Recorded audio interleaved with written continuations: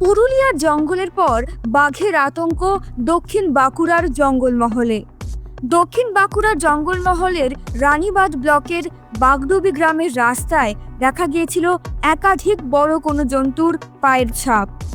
গ্রামবাসীরা পায়ের ছাপগুলি দেখে মনে করেছিলেন সম্ভবত বাঘের পায়ের ছাপ হতে পারে। পরে বাগডুবি গ্রামের কয়েকজন যুবকও দাবি করেন তারা এলাকায় একটি ডোরাকাটা বাঘ দেখেছেন, কিন্তু তাদের অভিযোগ বন দফতরের তরফ থেকে কোনো রকম কোনো সতর্ক বার্তা নিয়ে প্রচার করা হয়নি। বাঘ দেখলাম, একদম বাঘে? একদম বাঘে। কেমন বাঘটা দেখতে? ডোরা কাটা গায়ে ছিল, ডোরা কাটা রং। বাছুর থেকে একটু বড় হবে, অনেক বড় ছিল জিনিস। কোথায় দেখলেন?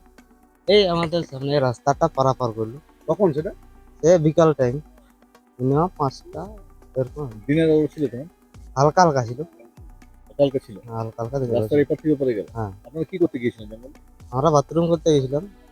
তার মধ্যে দেখতে পেলেন? হ্যাঁ, তার মধ্যে দেখতে পেলাম। বিকেলবেলায় আমাদের এখানে যে ছাগুলা এখানে আড্ডা করেছি, দুজন ছিল, আর ওনারা বাথরুম করতে গেছিল, মানে পেচ্ছা করতে গেছিল, তখনই দেখতে পাই বাঘটা। তখন আমরা মানে সকাল থেকে তো আতঙ্কিত ছিল গ্রামের মানুষগুলো।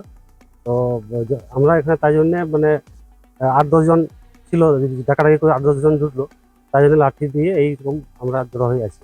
আগুন জেলে? আগুন জেলে। কি গ্রাম পাহারা দিচ্ছেন? হ্যাঁ, গ্রাম পাড়া। সন্ধ্যে থেকে লাঠি হাতে গ্রাম পাহারা দিয়েছেন গ্রামবাসীরা। গৃহপালিত পশুদের নিরাপত্তার কারণেই বাড়তি সতর্কতা অবলম্বন করছেন তারা।